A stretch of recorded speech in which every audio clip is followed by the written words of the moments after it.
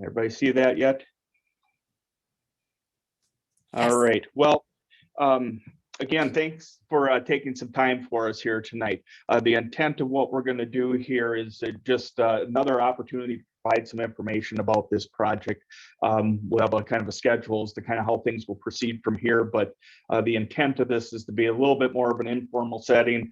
Normally, we'd love to be able to do this in person, but just because we can't, we didn't want to take away the opportunity for more interaction and chance to answer some questions, provide you some information. So we'll go through this information, and then like was mentioned at the end here, we'll have time to answer your questions.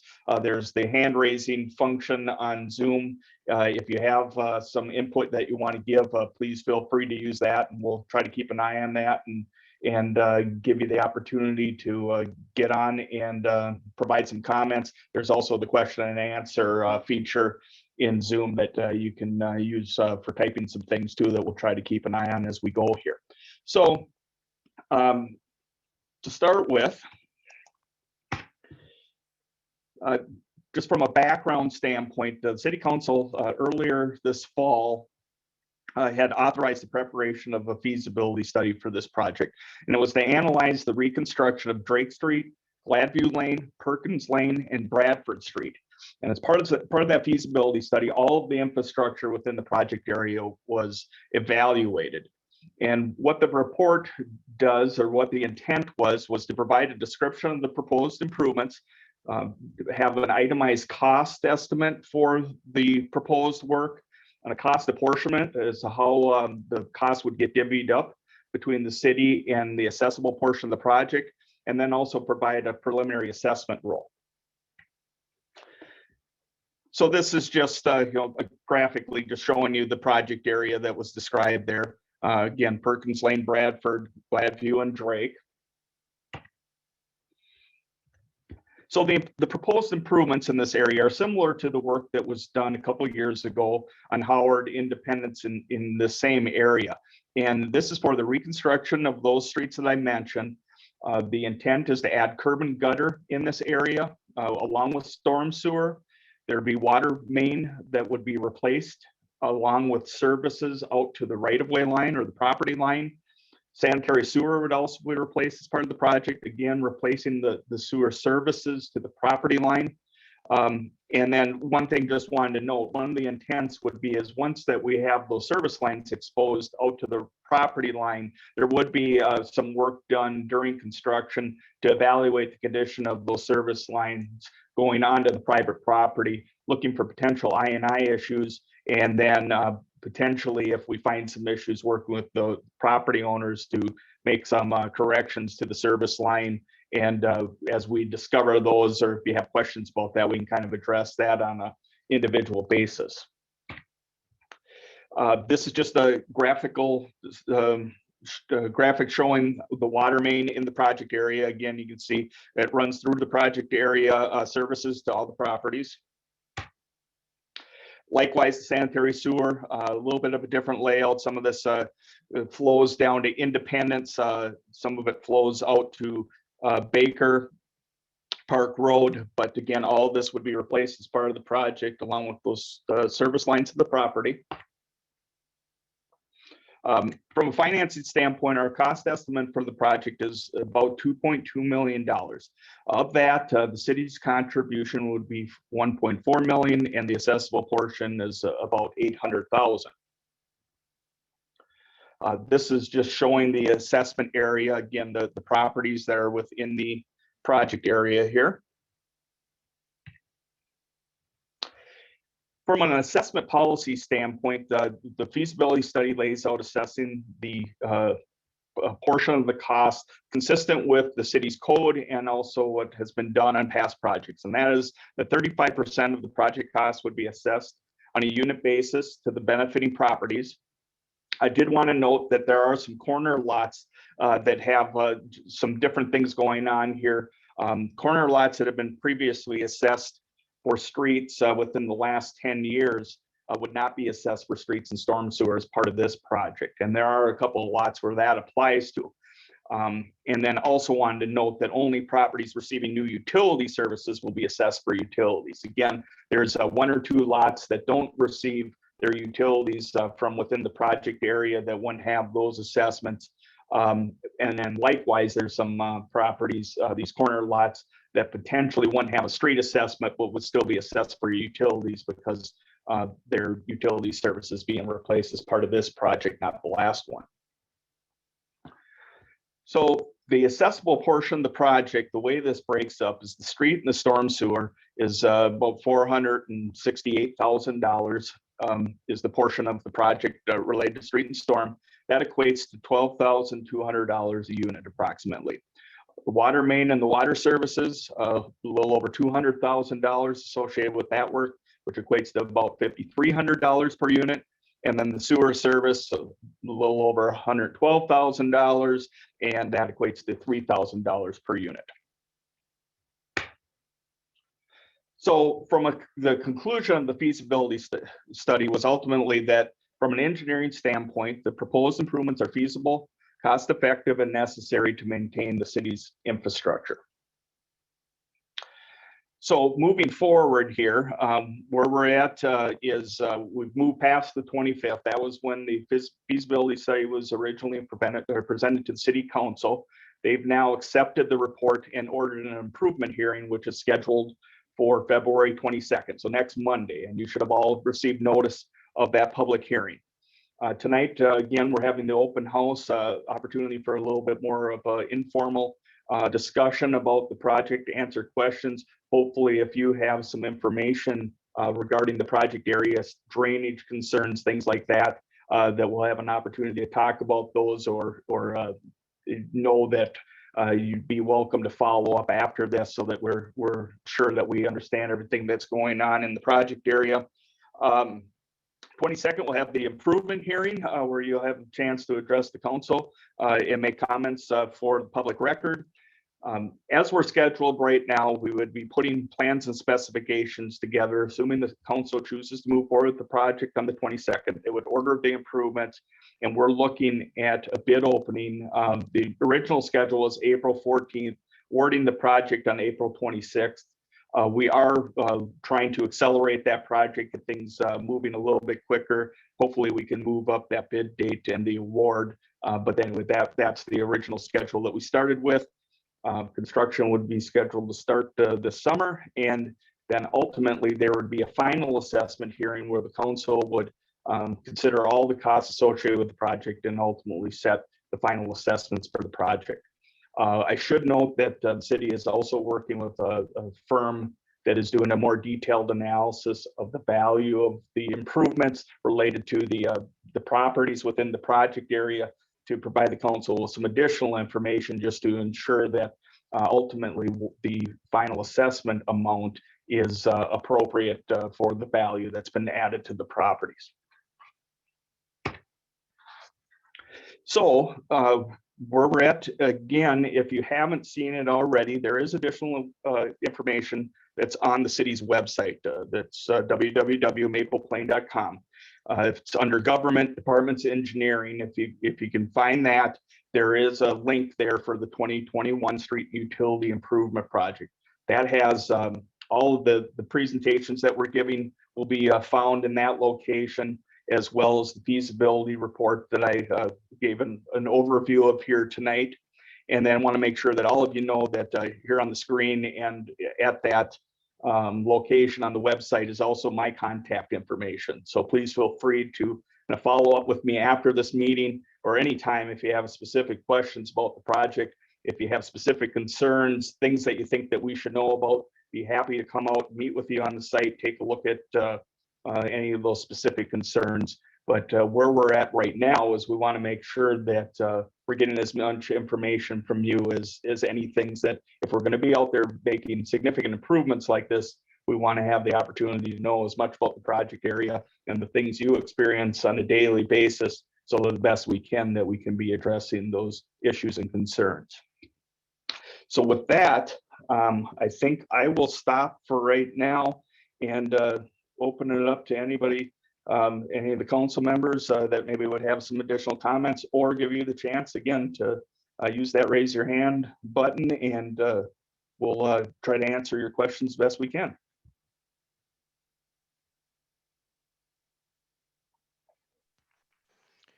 Dave, it's Councilmember DeLong. Yes. Could you just explain for those on the call who may not know what I&I is? Thank you. Yes. So inflow and infiltration is what I&I stands for. And essentially what it is clean water that is getting into the sanitary sewer system. And that can happen in a number of different ways. Inflow is where you actually have some sort of a connection into the sanitary sewer system, whether it's a sump pump that is hooked up or draining into a floor drain, some sort of a tile system around the house, or gutters that have some sort of a connection to the sanitary sewer system that is taking clean water and getting it directly into the system.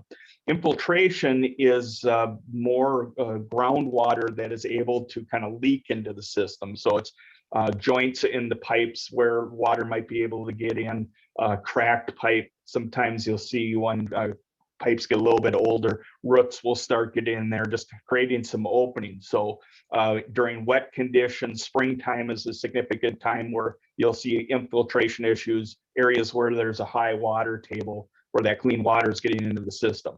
And what that does is it creates a couple issues from the city standpoint, ultimately Met Council, where our sewage goes to be treated, is it takes up capacity in the pipe. So when you start getting that clean water coming in there, that uses up some of that pipe capacity. So you start having to size your system to account for that water.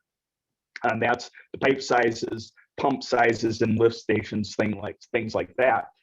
The other thing then is ultimately all that water ends up down at the treatment plant and has to be treated. And the more flow that's coming through there, the higher the cost is to treat that water. So to the extent that we can control it, we try to make sure that our sanitary sewer system is a sealed system, keeping that clean water out so that we can avoid the cost of having to deal with it. Great, thank you. Yes. Dave, it looks like we have a hand. Should I switch him over? Sure. Okay, I'm gonna click on allow to talk. I don't know what this does, but Jeff Brown, can you talk? I'm here. There we go. Okay. I had a couple questions. First of all, kind of what is a timeline with these three different streets? Are they going to be starting on one and then going to another? Or are these going to all be done at the same time? And I was concerned about parking in this area. How we're going to have access to our homes.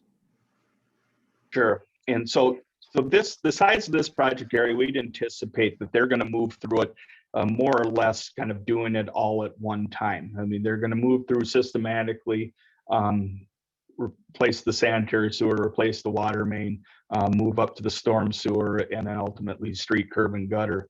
So it'll be kind of done in phases, but we would expect that it would be kind of a moving operation. As once the water main crew starts at one end, they're going to go through until they get to the other end and then double back and with the other operations. From a access standpoint, the intent would be that there are going to be some times where access is inconvenient, potentially disrupted. When the utility construction is ongoing and those trenches are being dug, the times where that trench is open in front of your driveway, clearly at that point you won't have access. The way that's going to work, one from a communication standpoint, is a couple of things. One is that on a weekly basis, we're going to be putting out a newsletter that is going to communicate kind of a recap of the work that had been done during the week, and then looking forward to the next week so that we can try to give you a heads up of what operations are going to be going on, kind of where the work is going to be happening and how it's going to be proceeding. When those times where you're going to be cut off from access, if the work is happening right in front of your home, somebody's going to be knocking on your door and actually letting you know, giving you a heads up that, hey, if you need to go somewhere in the next couple of hours or whatever it is, trying to work with you to get your car out of the driveway get it someplace where it can be parked so that you're not cut off. The intent would be that at the end of each working day, the trench would be filled, we'd be back up to a dirt subgrade, and that would be maintained to provide you access for coming and going, so that at the end of each day that you're able to get back in your driveway. If for some reason that was unable to happen, again, that'll be kind of one-on-one communications and trying to make sure that you understand what's going on and that we're accommodating you the best that we can. Generally speaking, we can maintain access pretty decent during construction unless it's wet. Rain on this kind of a project can really cause some issue just from an access standpoint. And from the sloppiness, you can kind of picture driving through some mud puddles and things like that. So we'll work through those best we can. Once we get to construction, we're going to provide you a couple of things. One will be, you'll always have my contact information, but as we get closer to construction, you'll also have the contact information for the people that will be actually out on the site every day doing the work. So you'll have access to the contact information for the contractor as well as the inspector that will be in charge of the job, so that as questions, concerns come out, you always have access to that person. Those people will also be in charge of being proactive to make sure that they're kind of a step ahead of where they're going to be and giving you an understanding again that it would be very unlikely that we would cut you off or trap you in your house. If access is going to be an issue, we'll be working with you to make sure that you're getting where you need to go. The other thing, I guess just to kind of expand on that, a couple logistics things from mail delivery, garbage pickup, those sorts of things will also be working with you. More than likely, the mailboxes will be removed from their current locations, will be set up in some sort of kind of a central location temporarily during construction. Mailboxes then would be put back at the end of construction in kind as they are right now. Garbage pickup, that might be another thing too, where depending on kind of what's going on, what condition the subgrade's in, we might be asking to bring your garbage out to the street, and then the contractor may be gathering those cans, taking them to another location where they can be picked up more conveniently by your garbage provider. So there's a couple things that we'll be working with you on from that standpoint. I have another question. Are you still there? Yes. How invasive is this on the existing yards that we have? I mean, what are we talking about? Because we may have some trees in that area. How is that dealt with? Yeah, so the construction limits, as we have laid them out, the maximum construction limits would be to the property line. There are no provisions right now, and we're not anticipating anything where we would be asking for easements or additional right of way to do these improvements. So we're going to work within the property that is dedicated for the road. With that said, the intent would be to keep the project limits as small as possible. Where they get a little bit more intrusive is when we start replacing the water and the sewer services. Again, where we're going all the way to the property line with that work. Depending on where your water and sewer comes into your property, that is the work that potentially has the impact on existing trees, things like that. If your water service runs right under a big tree that's in the right of way or just off of the right of way, that's something that we're going to have to take a look at. Again, situations like that, we'd be working with you on a one-on-one basis to try to understand the situation, figure out what we might be able to do. I would say that every effort is going to be made to not impact trees, with the understanding that the scope of the work is to try to replace all these this aging infrastructure, but we're going to do everything we can to protect those, kind of your landscaping features. Certainly trees that are a little tougher to replace in some situations, depending on what they are. We're going to make every effort to save those. But what I would say is we're not far enough along in our planning or our detailed plans to kind of understand what those impacts may be. But when we come across them, we're going to be working with you if we recognize that there's going to be any tree removal within the right of way. So I assume this will also include other utilities. We have underground electric, we have cable and that type of thing. So is that going to be replaced also? Not necessarily. We let the utility companies know that we're going to be in there. If they have some aging infrastructure, the gas company seems to be doing a lot of replacement during street projects right now. If they have the opportunity and the streets open, we're not sure what they're going to do, but that's possible that they might want to do some replacement of their facilities at the same time. The other utilities, more or less, we would anticipate that they're going to be out of our way, or we're just going to be working around them or working with the utility company to facilitate the construction, not necessarily replacing everything. Okay. Thank you.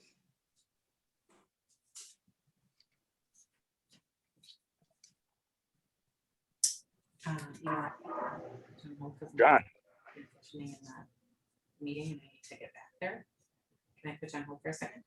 Councilmember Fay here. Can you just briefly discuss about the temporary disruption in water and sewer service while Transition. the process is Robinson, happening? Redford, and then what else? Thank you. This is going to require temporary water service. So generally speaking, the intent would be there may be some minor disruptions to that service, but we're going to have a system set up to provide water to the properties during construction, so that the disruption is going to be very limited from a water standpoint. Sewer is likewise, when we're in front of your house, there's potentially, we'll be asking you to don't do your laundry, limit your water use, those sorts of things while we're right there doing the work. But for the most part, we'll try to keep those disruptions to an absolute minimum.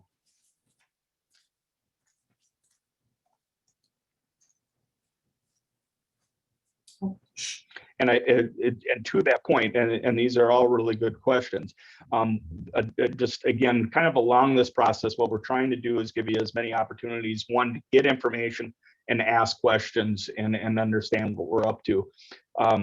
Another opportunity is going to be this spring before construction starts. Once we have the contractor on board, once that kind of the personnel that's going to be out in doing this work, inspecting the work every day, is identified and in place, the intent would be to have a neighborhood meeting where we would actually just meet out on the street, give you an opportunity to meet those people, have the contractor go through, some of the things I'm telling you that I'm anticipating how it's going to go, have them talk about exactly how they are planning to carry out their operations, give you the chance. Again, there might be some of those opportunities then again where you have some landscaping in the front yard that you want to take a look at and understand what the impact is or how it might be restored. Things like that. We're going to have the opportunity to walk the streets with you, understand those things and kind of talk through those property specific issues to, again, work with you the best we can. The intent is to replace this aging infrastructure, which needs to be done, but at the same time, not leave anybody in a spot where they feel like they've things that are dear to you or that you take pride in with your property. We want to be able to understand those, work with you the best we can to make sure that we're not disrupting things that we don't need to disrupt. Looks like Mr. Brown is raising his hand again. As far as paying this assessment, what options are there? How is this going to be assessed? Sure. So, and I'm gonna, to a certain extent, rely on council members to correct me if I say anything that's not consistent with the way it's been done in the past. Again, at the improvement hearing, the council is going to have an opportunity to hear from the public on their thoughts on the project and take that into consideration of how they move forward. From assessment standpoint, in the fall, there'd be a final assessment hearing where all the costs of the project are better understood at that point, and the council would set the final assessment. Typically, you have a couple options there. You always have the option to pay it off in full at at that time, or it would be put on your property taxes.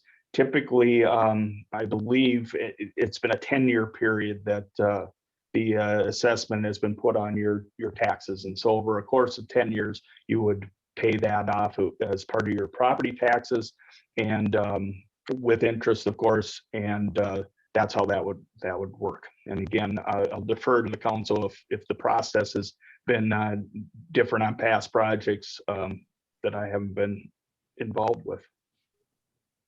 Okay. The mayor's giving me a thumbs up, so.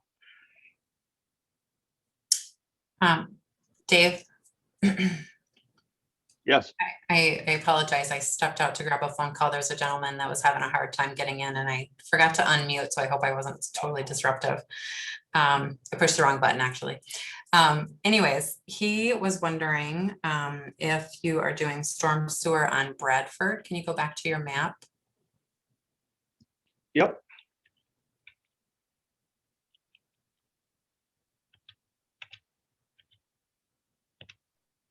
Whoops. So no, I was going the right direction.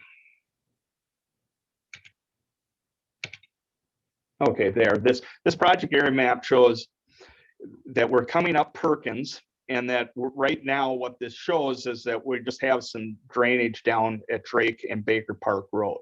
What I'll say about the drainage diagram here is that it is very minimum based on kind of where we started from, starting point here. We have in our cost estimate anticipated more storm sewer improvements than we're showing right here. One of the things that's come up during kind of the information that we've been providing to the residents in this area, we've had some feedback and some interactions that up at the corner of Drake and Perkins, there's some drainage issues that we need to take a closer look at that may require us to extend storm sewer up into that intersection. The other thing that we have made provisions for is some drain tile within the project area, so that one of the things we would like to know about from residents in the project area is sump pumps that potentially can or should be hooked up as part of this project. If there's some pumps that are continually running and we have the opportunity to connect those up, get that water in a place where we can better control it and eliminate some of those nuisance conditions, we'd like to do that. So right now, what I would say based on the information we have now, and we're hoping to gain a little bit more as we continue our discussions with property owners, is that storm sewer is going to be coming up, as we're showing it right now, about halfway up Perkins. And then I believe the intent, once we figure out the details, is that we will have something extended again up to that intersection of Perkins and Drake. Okay, so just for your information, the gentleman that called, he's on the cul-de-sac of Bradford Street and says there's a lot of puddling that happens there, and I can certainly get you his contact information if you'd like to call him.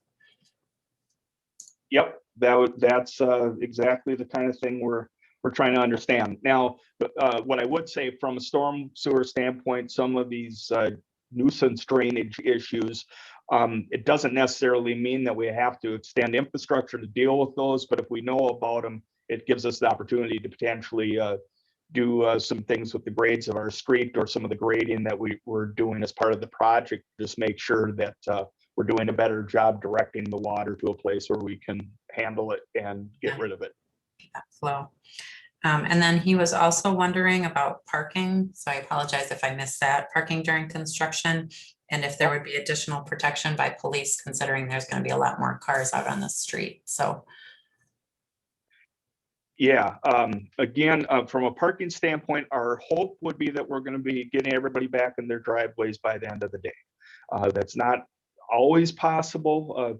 Things happen for one reason or another. Weather factors into that a lot as to whether or not we have a situation where for one reason or another we can't quite get things put back together.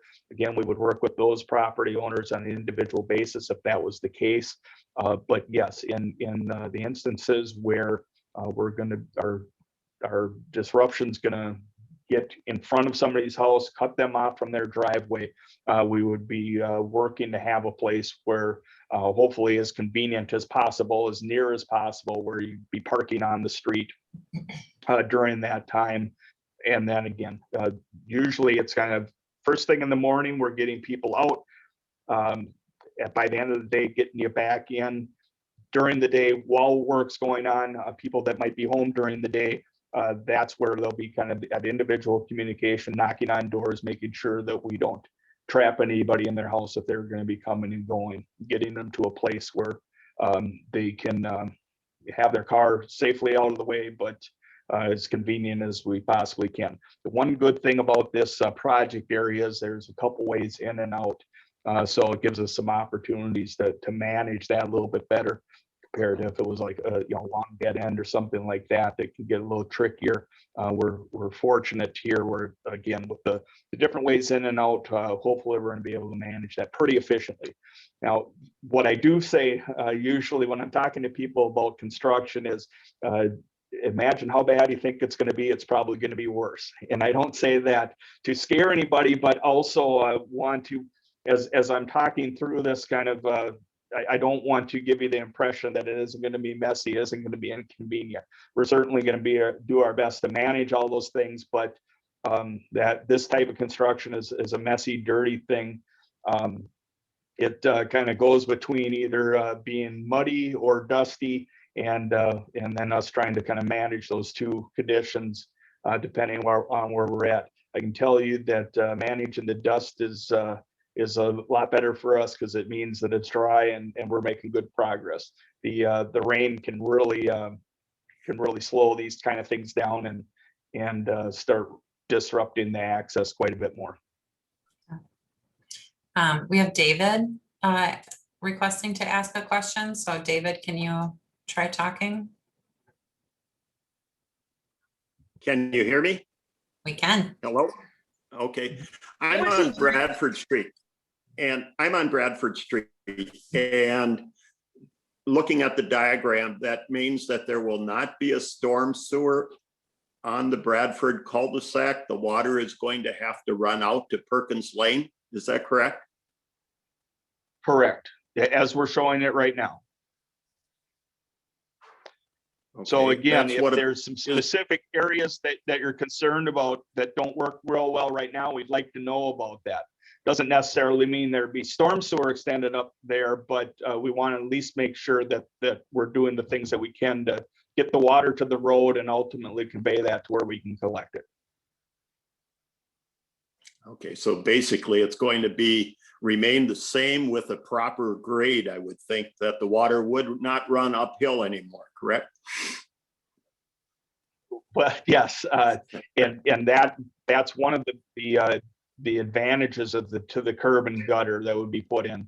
Gives us the opportunity, one, to hold a little bit of a flatter grade in some spots, so with that curb and gutter, it holds its shape so that it works well from a drainage standpoint. And then the other thing it does is it kind of defines that edge of the road also. So when you don't have curb and gutter, sometimes the edges of the road get beat up quite a bit and cause some kind of, again, I'll call them more nuisance issues from a drainage standpoint, but it's still cause some problems from that standpoint. So the curb and gutter would allow us then to set proper grades on the road, get a crown in the road so that everything's draining to the edge, set the grade so that the boulevard areas, for the most part, everything's draining to the street. The street actually, a street with curb and gutter is really part of the storm sewer system. That is as big a part of conveying the water to where we want it to go as the storm sewer is. What you see on rural roads, so like Baker Park Road, that's where you start getting the ditches in place to provide that same drainage benefit.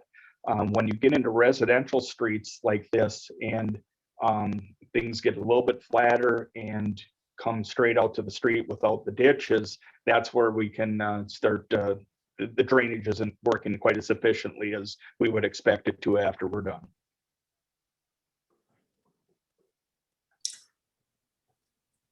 And then Jeff, did you Yeah. have another question?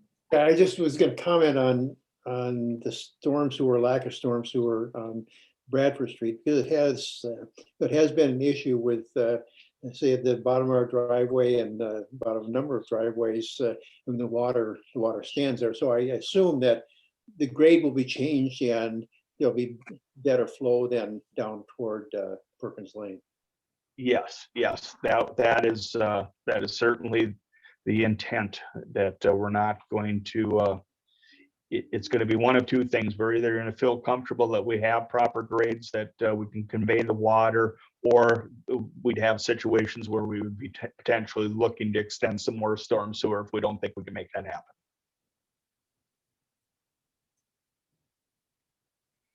And again, for anybody that has these kind of issues, I'd be more than happy to come out, visit with you, take a look at it in the street. We absolutely want to understand these issues so that you know, this is a significant project and we want to make significant improvement.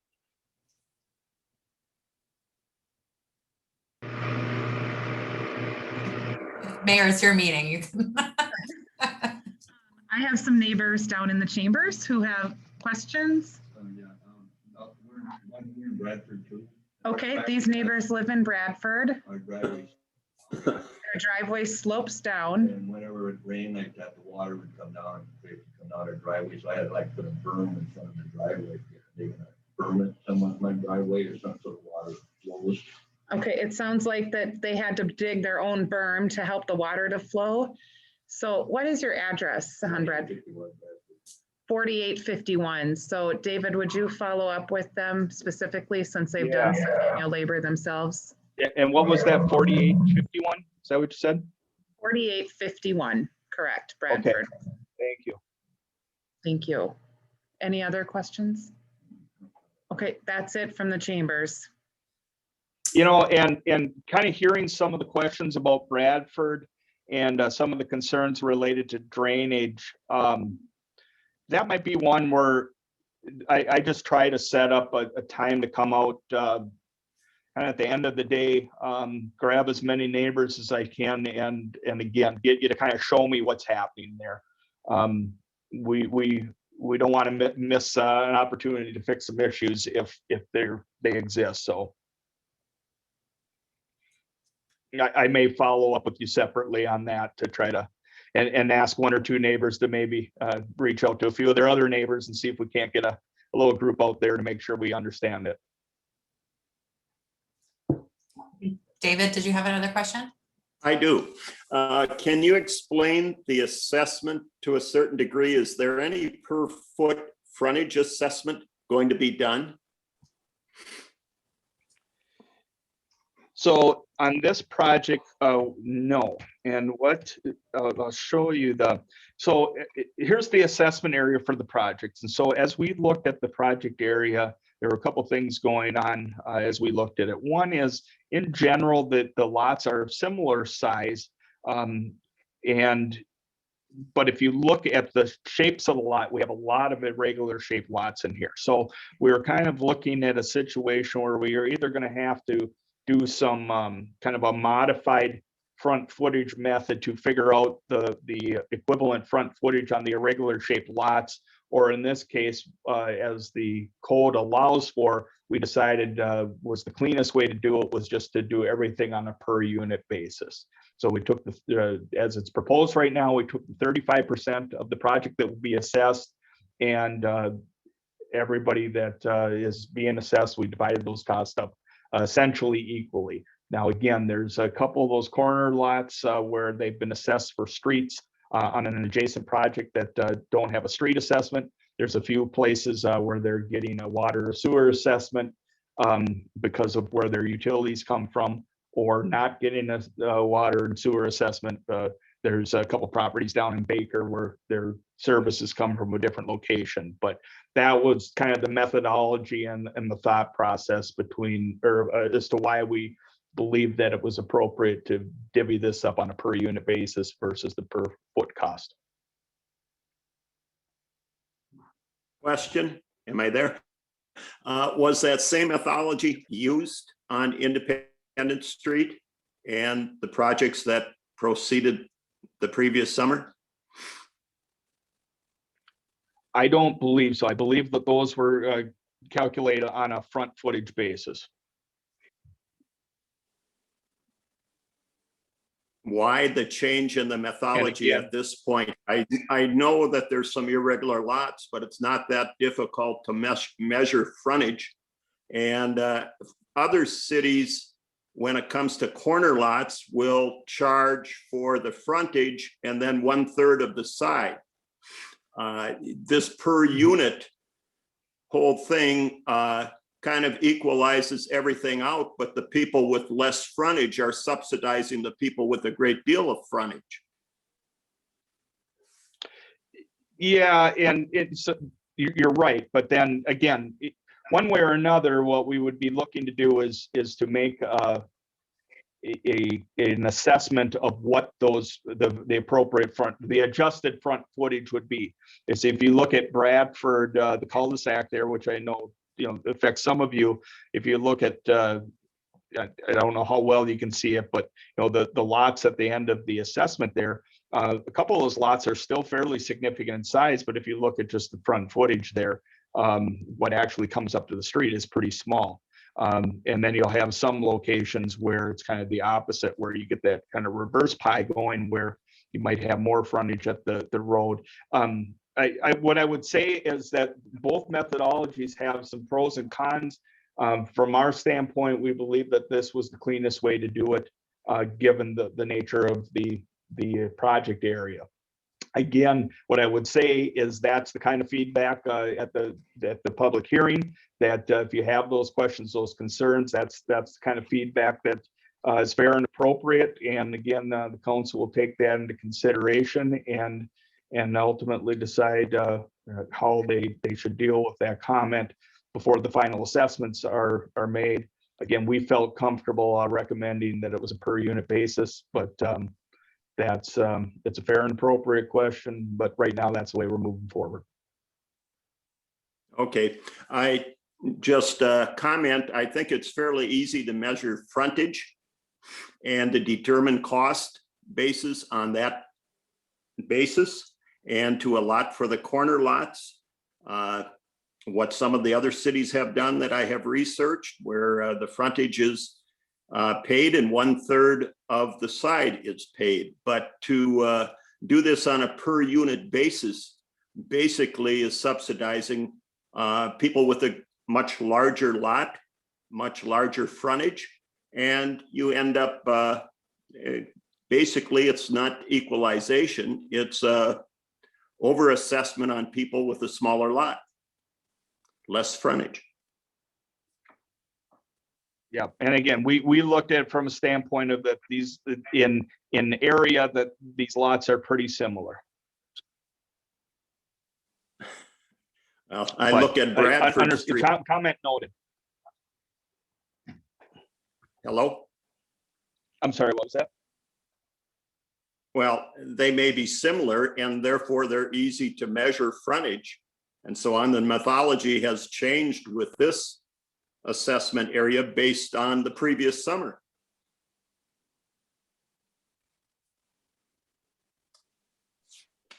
And again, just to be clear, if we did it on a front footage basis, though, it wouldn't be the actual footage next to the street. It would be an adjusted footage that tries to average those footages.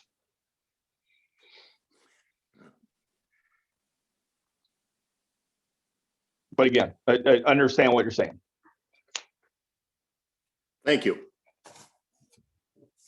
Dave, I had another question from the gentleman who couldn't get on. When do we really know the final number? It's that fall final assessment hearing.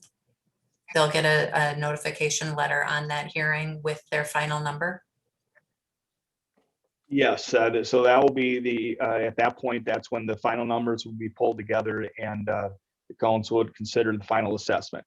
With that said, at the time where we open bids, at that point, the most significant cost is related to the construction. So we're going to have a much better understanding of how the actual bid comes in compared to our estimates as to where we're standing as far as whether we're, I guess, we've overestimated or underestimated the cost, which again, another point in the process then where the council will have to kind of consider where they're at, the information they have to determine if that's a point where you move forward or make some adjustments based on how those bids come in. But from knowing what the final number is for your assessment, that hearing will take place sometime this coming fall. Okay, thank you. I actually have a question. I've never actually kind of watched this day to day. Are there any precautions taken by the construction company with regard to like children and safety, or is it really just kind of keep your kids in the backyard kind of thing? Well, it's kind of, I guess, what I would say is it's kind of sounds cliche, but it's true. I mean, safety is everybody's responsibility. The contractor will be required to maintain a safe work environment, understanding that inherently with the big equipment out there, the trenches, all the things going on, that there is a danger around that construction zone. That'll be another one of the emphasis from a communication standpoint, encouraging people, everybody to stay back from the construction zone, but in particular, if you have smaller children, that we're going to do our best to keep people back. Not necessarily any kind of fencing or anything around the construction zone as a whole. When there's some specific dangers that may pose more of a threat than others, some different precautions might be taken to make sure that those areas are protected. But it will be kind of an ongoing back and forth communication, and everybody kind of keeping their head on a swivel, hopefully to keep everybody safe and keep things moving at the same time. Great.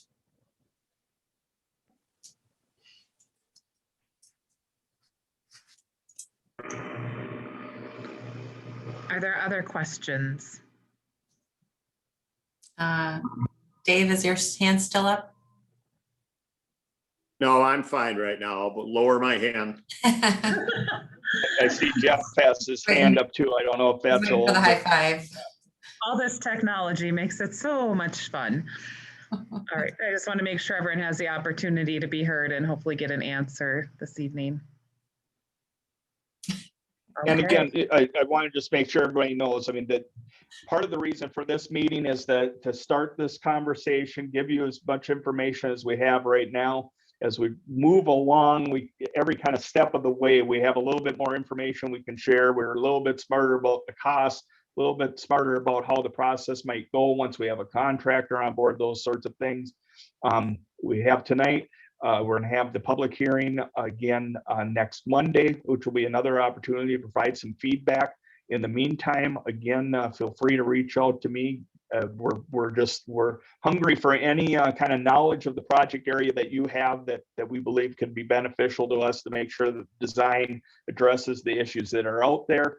And again, another opportunity this spring, early summer before construction starts to meet out on the site, kind of have a walking tour, and again, a chance to ask questions, learn about what's going to happen. So we're hoping that this is kind of a very interactive two-way communication type of process. Our absolute intent is to make you as informed as we possibly can. And we'll put some of that on you to feel free to reach out to us if for some reason you don't feel like you have the information you need or questions that you have. And David's information is at the end of the Yeah. PowerPoint. It's also on our city website, and we also have business cards outside of City Hall. So multiple ways to get in contact with all of our staff and council. And Mr. Butterfast, your hand keeps going up. Are you asking a question or? I have one more comment. I've lived on Bradford Street for 45 years, and I'm not looking forward to the construction, but the end result in fall curb gutter and having the water running the right way will be a welcome event. Thank you.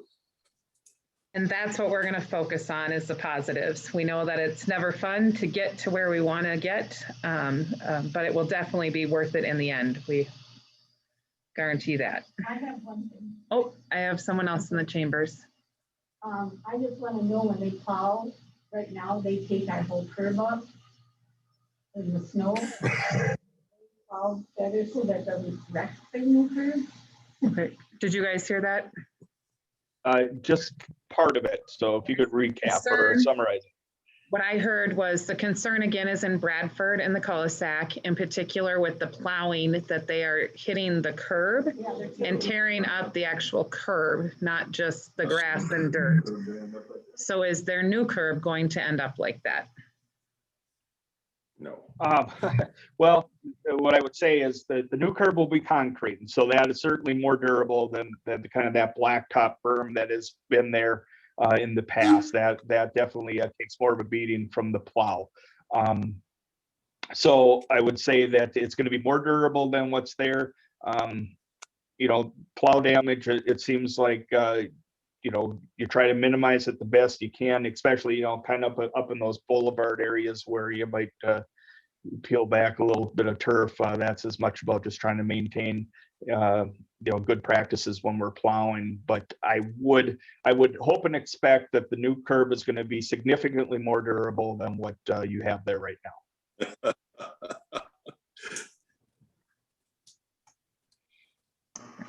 We have a Thank you. hand with Stephen Sherson. I'm gonna click on allow to talk. Stephen, are you there? Yeah, this is Stefan Scherson. Sorry, I came late to the party here, but just wanted to express my thanks to David for his responsiveness. I had exchanged a few emails with him regarding some issues with drainage on Drake Street and questions about impacts to landscaping and, you know, the landscaping that's in the right of way and so forth. And David was very quick and responsive, so I wanted to thank you for that. And look forward to meeting with you on site to talk about some of the issues on Drake Street that I emailed you about. Yep, that's fantastic. Thanks. Again, it sounds like maybe some little bit of warmer weather is around the corner here, so that might be a great time for us all to get out and enjoy a little time outside. Yes, we've been acclimated pretty seriously the last few days, so anything above zero will feel pretty warm. Right. For sure. And David Butterfest, did you have something else to say? No, my hand's down. Your hand's down. Okay. I got lower. You got, here we go. Okay.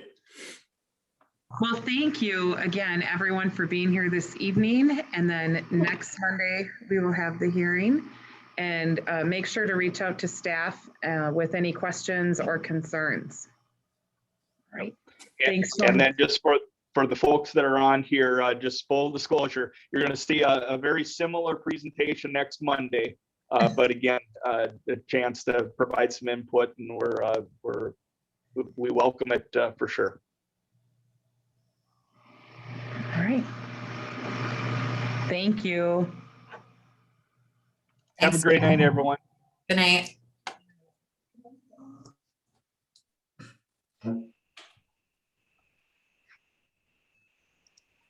Good night.